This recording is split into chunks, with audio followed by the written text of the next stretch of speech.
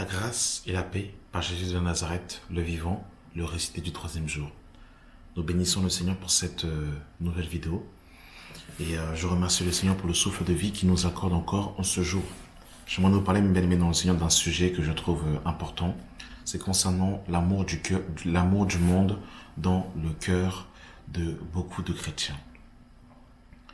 Vous savez, lorsque le Seigneur Jésus-Christ nous appelle à lui, bien-aimés dans le Seigneur, c'est pour se consacrer totalement et entièrement à lui. Malheureusement, le monde a beaucoup d'impact et a une forte influence sur beaucoup d'assemblées, beaucoup de pasteurs, beaucoup de chantres, beaucoup de chrétiens, beaucoup de couples. Et c'est pour cette raison que nous pouvons trouver des chrétiens qui, soi-disant, ont donné leur vie à Jésus, mais sont toujours attachés aux coutumes, sont toujours attachés aux préceptes et sont toujours attachés à la volupté de ce monde. Et c'est pour cette raison qu'on peut retrouver des chrétiens mettre le sapin chez eux le 24 décembre et soi-disant, au nom d'une soi-disant sagesse, au nom soi-disant je ne sais de quelle explication, eh bien, on va justifier par des versets complètement tordus le fait d'aller se mettre sur son 31 le 31 décembre et d'aller casser ses hanches, le fait d'aller mettre des sapins de Noël et de se photographier à côté du sapin et de dire que Jésus-Christ mangeait avec les païens, qu'il faut être ouvert, etc., etc. Le fait, par exemple, que il y ait cette influence du monde qui soit sur nous et qui nous influe concernant notre tenue vestimentaire. En tant que chrétien, lorsque nous acceptons le Seigneur Jésus-Christ en tant que Seigneur et Sauveur, eh bien nous devons, mes bien-aimés dans le Seigneur, avoir une manière de nous habiller qui doit être différente des gens du monde. Même si je suis un frère en Christ, je ne peux pas mettre des jeans qui me serrent le corps comme si je portais un leggings, comme si je portais, un collant. En tant que chrétienne, en tant qu'enfant de Dieu, je dois m'habiller d'une manière décente et je ne dois pas porter des vêtements qui me dessinent le corps, où ma poitrine est dehors, mon postérieur est dessiné, mes hanches sont dessinées, tout en venant à l'assemblée, les mains dans les poches et en étant, ne pas en étant interpellé. Et ces choses qui sont l'influence du monde doivent vraiment nous quitter en tant qu'enfant de Dieu.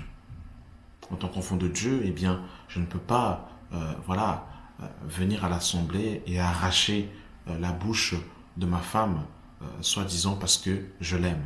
Il y a une manière de se conduire en tant qu'enfant de Dieu, en tant que disciple du Seigneur. Et le problème, c'est que l'influence du monde, malheureusement, des fois dirige encore beaucoup trop de couples. Et c'est pour cette raison que certains couples vont se séparer pour un rien, parce qu'ils ne sont pas d'accord sur la manière de manger, ils ne sont pas d'accord sur des futilités, et ça finit en divorce, ça finit en bagarre pour des choses complètement futiles, pour des choses du monde. Que le Seigneur puisse nous aider. Quand une assemblée n'est pas détachée des choses du monde, elle va chercher à se conformer au monde. Et en se conformant au monde, elle va commencer à accepter le rap chrétien, elle va commencer à accepter le logo bi-chrétien et toutes ces choses qu'on va laisser, qu'on va accepter rentrer dans nos assemblées au nom soi-disant de l'ouverture pour toucher la jeunesse, pour toucher soi-disant les personnes âgées. On va adapter le monde, on va le customiser, on va mettre quelques versets ici et là pour toucher les personnes afin qu'ils puissent se convertir et être gagnés au Seigneur. Et c'est ça le mal qui ronge. L'influence du monde, c'est la manière de parler. Avoir une manière de parler qui n'est pas transformée par le Seigneur. En tant que chrétien, il y a une manière dans laquelle je dois parler. Je ne suis plus un wesh-wesh. J'ai été touché par le Seigneur. Ma manière de parler doit changer en tant que disciple, en tant que chrétien. C'est important, mes bien-aimés dans le Seigneur, de comprendre ces choses. La Bible est claire. N'aimez pas le monde, ni les choses qui sont dans le monde. On va le lire, mes bien-aimés dans le Seigneur. Hein. Parce que malheureusement, parfois nous n'avons pas compris qu'est-ce que c'est être disciple du Seigneur et qu'est-ce que c'est être converti, né de nouveau. Et la Bible est claire. La Bible est claire. La Bible nous dit, ce sont des passages que nous connaissons dans le livre de 1 Jean, chapitre 2, le verset 15. N'aimez point le monde, ni les choses qui sont dans le monde.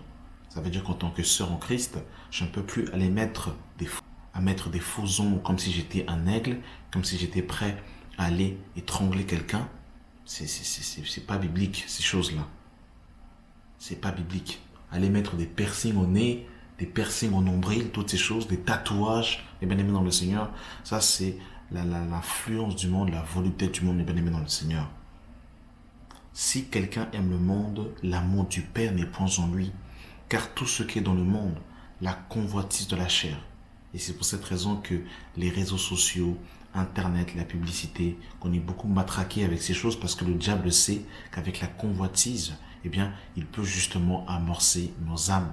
Et c'est pour cette raison, malheureusement, que vous voyez la jeunesse des fois partir en vrille.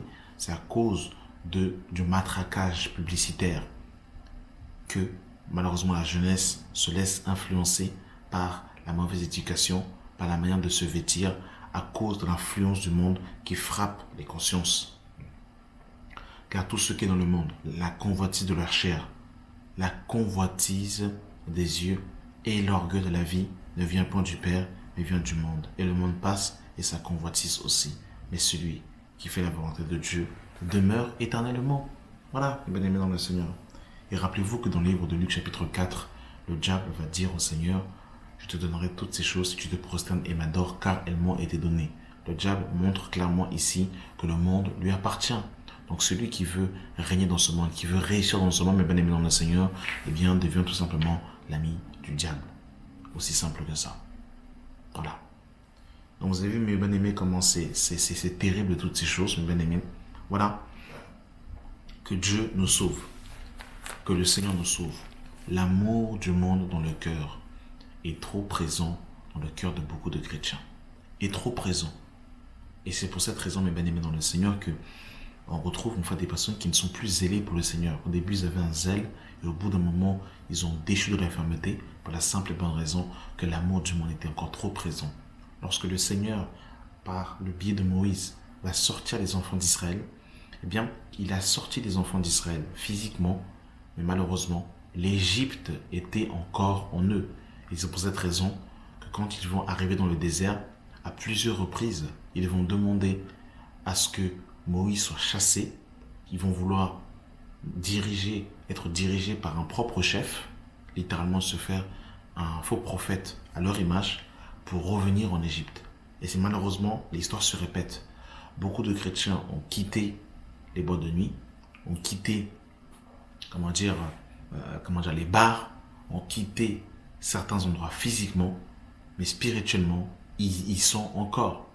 Et on le voit dans leurs photos, l'orgueil de la vie. On voit sur leur Instagram que il n'y a que eux que l'on voit sur les photos. On voit dans leur manière de parler que le moi n'est pas mort. Et c'est pour cette raison que vous voyez même beaucoup de prédicateurs qui sont encore dans l'amour du monde. Malheureusement, ils ont un ego surdimensionné. On ne peut pas les reprendre. On ne peut pas partager avec eux. Ils ne sont pas accessibles. Ils aiment avoir le micro et n'aiment pas partager et ils n'aiment pas que d'autres frères aussi puissent pouvoir s'exprimer. Toutes ces choses, c'est l'orgueil de la vie, mes bien-aimés dans le Seigneur. C'est la chair avec ses passions et ses désirs. Il faut qu'en tant qu'enfant de Dieu, en tant que chrétien, que nous puissions fuir ces choses. Et Jacques, chapitre 4, est clair. Il dira que celui qui veut se rendre ami du monde est ennemi de Dieu. Voilà. Les musiques du monde, toutes ces choses, mes bien-aimés dans le Seigneur, ce n'est pas de Dieu, mes bien-aimés dans le Seigneur. Nous devons, en tant que chrétiens, véritablement avoir une véritable coupure. Vous savez, quand un enfant sort du sein de sa mère, eh bien, on va couper le cordon ombilical, mes bien-aimés dans le Seigneur, parce qu'il n'a plus de relation, il n'a plus de contact avec le monde, le monde caché dans le sein de sa mère.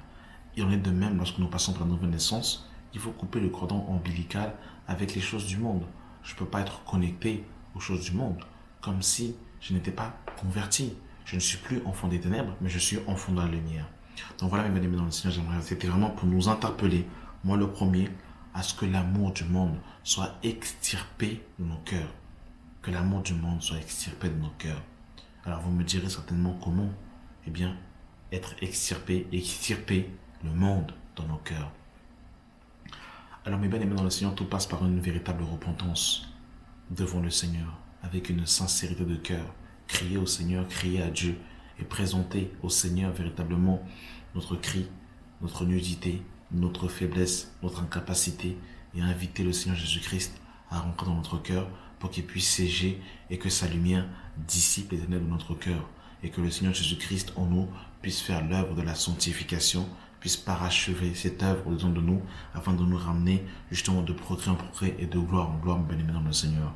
Ça passe aussi, mes bien-aimés dans le Seigneur, par un investissement de nous-mêmes. Il y a des choses, mes bien-aimés dans le Seigneur, comme le Seigneur dira, si ton œil est une occasion de chute, arrache-le. Si la télé est une occasion de chute, vends ta télé. On ne doit rien laisser, mes bien-aimés dans le Seigneur, qui va nous,